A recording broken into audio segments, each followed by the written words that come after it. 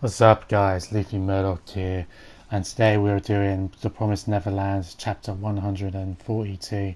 Boy, do we have a chapter on our hands today. Very good chapter. Obviously feels a lot in the vein of the story. Why they're in this situation in the first place, and of course, to see what happens in the foreseeable future. In the next 30 chapters or whatever, and what's going to happen. So yeah, let's start off with The Promised Neverland, chapter 142. So we have the guys back in the cave, and they get a report in saying that Archduke Luke has appeared in the southwest forest, and the guy that looks like Emma, like I said, the male Emma version of, or the male version Emma, the male version of Emma appears and goes in and says he wants to go and attack, and then they say, and then Julius, the traitor, comes back. As you may remember from last chapter review or last chapter, Julius wanted to make a deal with the demons. So we'll find out what's going to happen and what sort of deal that he's made with the demons going forward. He says to him, "You want to or they say to him, you want to us to reconsider that proposal." All gathered around for the last round of discussion before ... And yeah, they're basically saying that, like I said, basically what happens, a large amount of humans being offered to the demons as a part of a part of a trade deal. Like all the kids, all of the humans could trade up, or certain humans could trade up for humans, for the demons to consume and eat, and that's what they're planning out now here. Everyone's saying to him, like, "Julius, what are you doing?" And he says, "I've had enough of with sacrificing. In one night, just one night, we're all wiped out. If we just offered up a small amount, all this sacrifice will end right then and there." But Julius, like Hagrid's dwarf-looking dude, I don't know how to describe him, but he's got white hair, white beard. "If we can't do this, the mindless bloodshed will never end."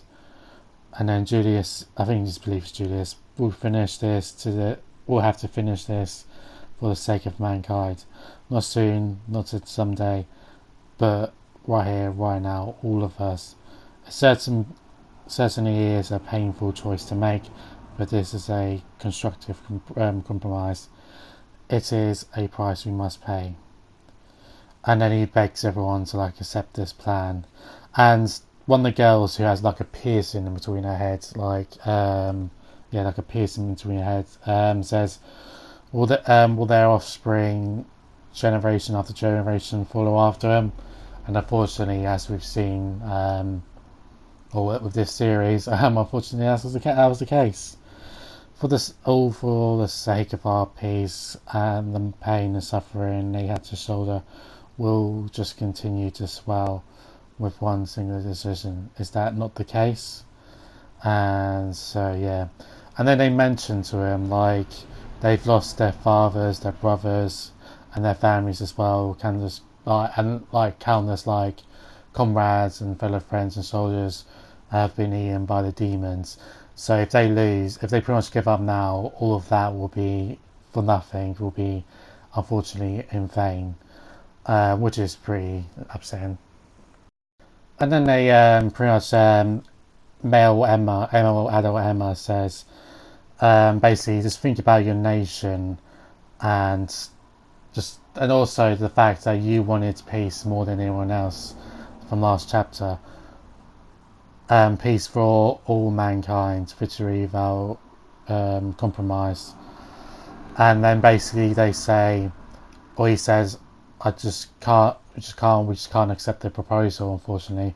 The proposal of letting the demons have some children. They'll let some humans for them to consume. And then he says, what a shame.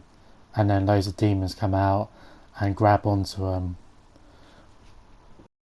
And then they basically say, they say that Julius betrayed him, and that Julius replies with, "Now you'll be the cattle for humanity," as they grab on, hold on to him, or hold on to them, and you shall basically be the foundation for peace.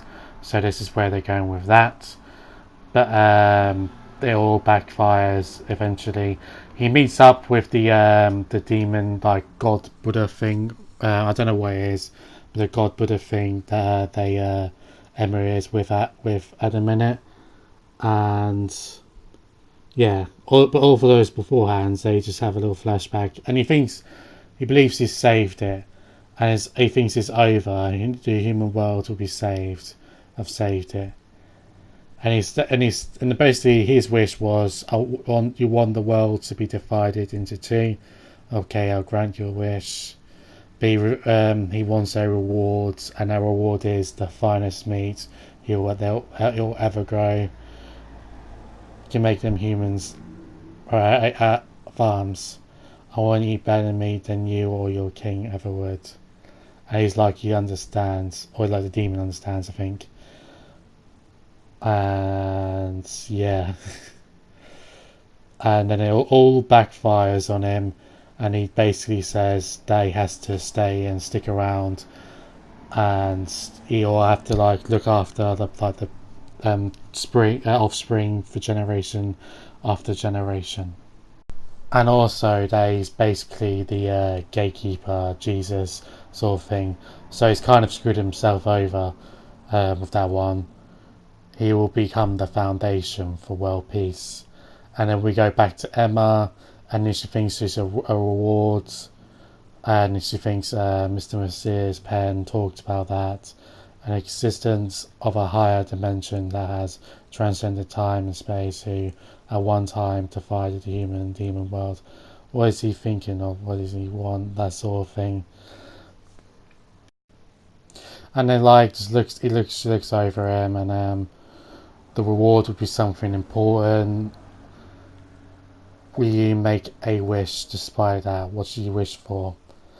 And she basically says, I want all the cattle children to cross over to the human world, and after that, for it to be completely impossible to pass between the two worlds. And he says, I'll grant that wish, but at what cost? And you gotta remember this, the promises made with, just call him God or whatever, cannot be overwritten. Promises with God cannot be broken. You absolutely must not refuse his reward. Oh man, I'm really worried with Emma, man. You know what I mean? It is great that we getting the promise, and we're getting to see like how this series go play out and that sort of thing.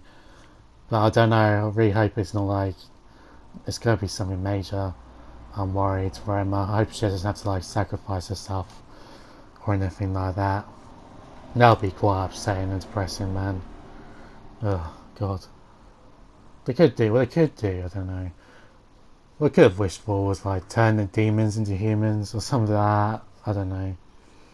If they were able to live though, if they were able to turn into humans in the first place, I don't think they'll be able to live for themselves because they're human, and be like, despite I used to be a demon, I've technically just eaten my own kind and that sort of thing.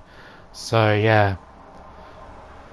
Oh yeah, man. Well, oh god, I'm not worried. I'm not. It's not something that's going to stress out my life, but as a consumer of the story, it does worry me what's going to happen to Emma and the future for the poor little girl. So yeah. Anyway, guys, that would be it for today's video. I'll be watching Dr. Stone episode 2 later. Can't wait for that. And also Dr. Stone, the chapter review as well. So chapter episodes review as well. Actually, this might be it's going to be up a bit later. well, yeah, you don't care about that anyway. Anyway, guys, anyway, love you all. See you next time. Peace. Subscribe to the channel. Oh yeah, I also done a if you read Baki, I done a Baki Hammer versus his father Yoroji Hammer. I can't say his name, but yeah. Anyway, thank you very much, guys. Love you all. See you next time. Peace.